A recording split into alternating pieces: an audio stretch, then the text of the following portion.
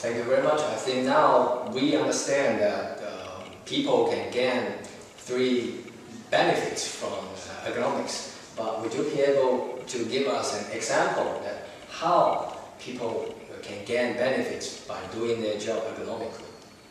Let's say, for example, the mouse. Everyone, mostly everyone, are using a flat mouse. Right. So what is a flat mouse doing with your hand? It gives you strength in the thumb and in the pinky. Yes. So this will grip your mouse tight. You keep your fingers above the mouse, so not clicking, to avoid clicking. And when you keep it like flat, it will give your muscles extra load that they are giving risks on injuries. So when you look at Robin, he's keeping his hands in a comfortable way. That's like this. So he's not thinking about his work, he's not thinking about his hands, he's listening to me on a comfortable way.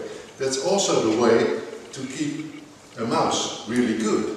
And this is why they invent a vertical mouse to use with less muscle load.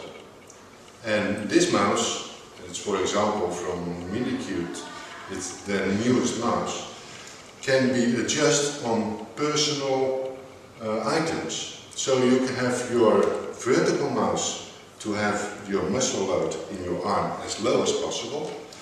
You can adjust the palm rest to have it and to use it more precise. And you can adjust the weight like this to get 3 coins out of it and to have a higher weight when you need more weight to activate the cursor. So this is a way how you should get your equipment adjust to your body, not the other way around.